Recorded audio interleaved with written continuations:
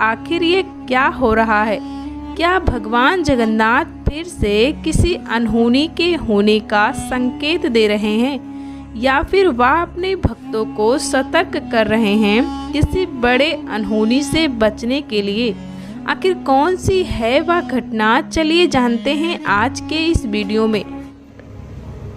क्या इस साल चारों धाम की यात्रा को रोक दिया जाएगा? क्या भगवान शिव का मंदिर केदारनाथ धाम में नहीं दिखेगा? भक्तों की भीड़। केदारनाथ धाम के कपाट खुलने से पहले घटा एक भयानक घटना एक बार फिर सत्य हो रही है। भविष्य मालिका में की गई भविष्यवाणी, कल्कि अवतार होने का मिला संकेत। GLI टिप्स में आपका स्वागत है। मैं हूं आपकी दोस्त पूजा। आज के वीडियो में हम आपको केदारनाथ धाम के अंदर घटी उस घटना के बारे में बताएंगे जिसे जानकर सबके रंगेटे खड़े हो गए।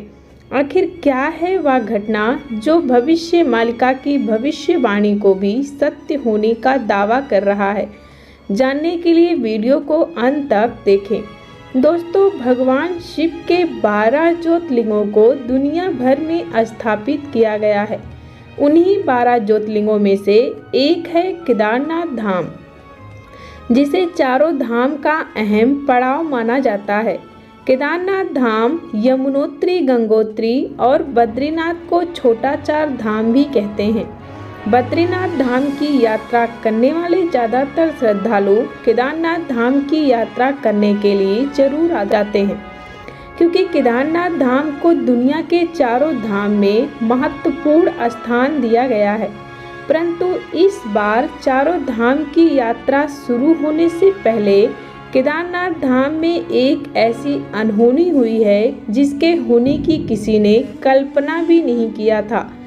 दोस्तों, आपको बता दें कि 23 अप्रैल दिन गुरुवार को दोपहर के समय केदारनाथ धाम पर एक हेलीकॉप्टर उतरा, जिसके अंदर बैठे लोग केदारनाथ धाम के निरीक्षण के लिए आए थे। क्योंकि केदारनाथ का यात्रा शुरू हो चुका है, भगवान शिव के दर्शन के लिए आए श्रद्धालुओं को किसी भी प्रकार की कोई क्षति न पहुँचे, इसीलिए जांचकर्ताओं ने केदारनाथ धाम के निरीक्षण के लिए वहां पहुंचे। परंतु आपको बता दें कि जैसे ही हेलीकॉप्टर उतरा, कुछ ऐसा हुआ जिससे सभी अचंभित हो गए। दोस्तों, हेलीकॉप्टर से सारे कर्मचारी एक एक करके उतरने लगे। सभी लोग उतर गए, परंतु एक कर्मचारी पीछे के रास्ते से उतर रहा था। जैसे ही वह हेलीकॉप्टर के आगे की तरफ बढ़ा, हेलीकॉप्टर उसकी गर्दन से टकरा गई और तुरंत उसकी मौत हो गई। उस व्यक्ति का नाम अमित सैनी था। यह बात हर कोई जानना चाहता है कि आखिर अमित सैनी ने ऐसी कौन सी गलती की थी जिसकी वजह से उन्होंने अपनी जान गंवाकर कीमत चुकाया। एक समान हेलीकॉप्टर में लगा प्लेट 1 मिनट में लगभग 500 बार घूमता है। घूमने की इस प्रक्रिया से आसपास का एरिया तूफान होने जैसा प्रतीत होता है, क्योंकि हेलीकॉप्टर के प्लेट तेज धार वाले होते हैं। इसीलिए हेलीकॉप्टर के आसपास आने से लोगों को रोका जाता है। हेलीकॉप्टर पर चढ़ने वाले व्यक्ति को विशेष ध्यान रखकर ही चढ़ना और उतरना चाहिए, क्योंकि इस प्लेट के संपर्क में आने वाले व्यक्ति का बचना मुश्किल होता है। अमित सैनी ने हेलीकॉप्टर से उतरते समय सभी नियमों का उल्लंघन किया था, इसीलिए उन्हें इस गलती का कीमत अपनी जान देकर चुकाना पड़ा था। दोस्तों, अगर आप सभी कभी भी हेलीकॉप्टर का यात्रा करते हैं तो सुरक्षा नियमों का पालन अवश्य करें। केदारनाथ मंदिर के कपाट को खोलने के 2 दिन पहले ही मंदिर के अंदर यह घटना घटित हुआ था। आपको बता दें कि केदारनाथ मंदिर के कपाट को 25 अप्रैल के सुबह में खोल दिया गया था। मंदिर के खोलने की परंपरा लगभग 4 दिनों से चल रही थी। केदारनाथ मंदिर के खुलने की अनुष्ठान ओमकारेश्वर मंदिर से शुरू किया गया, जहां से पूरी विधि विधान के साथ भगवान केदारनाथ को सजाकर गद्दी में निकाला गया, जिसके अंदर लाखों करोड़ों श्रद्धालु सम्मिलित हुए। 4 दिनों के बाद केदारनाथ की यह गद्दी केदारनाथ मंदिर तक पहुंची और पूरी विधि विधान के साथ मंदिर के कपाट को खोला गया। भगवान केदारनाथ का यह धाम सदियों से हिंदू आस्था का धाम बना रहा है। भक्त सर्दियों के 6 महीने केदारनाथ धाम के कपाट को खोलने की इंतजार में लगे रहते हैं।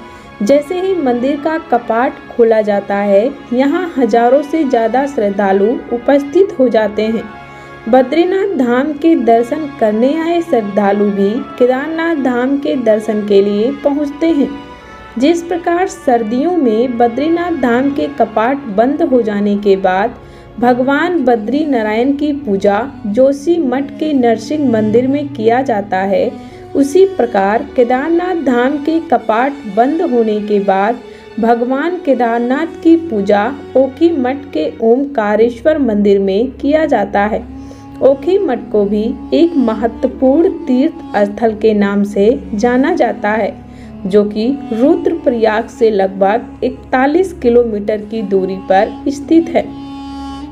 भविष्य मालिका में यह साफ साफ लिखा गया है कि जब कलयुग का अंत निकट आएगा, तब धरती के चारों धाम से प्रलय होने के संकेत देखने को मिलेंगे। जिस तरह से बद्रीनाथ के जोशी मठ में तबाही आई थी, लोगों के घर आशियाने टूटकर बिखर गए, उसे भी कलयुग अंत का एक संकेत माना जा रहा है कि उसी प्रकार अब केदारनाथ धाम के अंदर से भी कलयुग अंत के संकेत देखने को मिल रहा है। अब वह समय दूर नहीं जब भगवान विष्णु का अंतिम अवतार यानी कि कल्कि अवतार का आगमन पृथ्वी पर होगा। भगवान विष्णु कल्कि अवतार के रूप में धरती पर अवतरित होकर पृथ्वी के चारों धाम की पुनः स्थापना करेंगे और कलयुग से अधर्म का नाम मिटाकर सतयुग में धर्म की पुनः स्थापना करेंगे। भविष्य मालिका के अनुसार पृथ्वी के चारों धाम यानी कि बद्रीनाथ, द्वारिका, जगन्नाथपुरी और रामेश्वर, इन सभी स्थानों पर ऐसे ऐसे घटना घटित होगी जो कलयुग के अंत होने की संकेत के रूप में साफ साफ देखी जाएगी।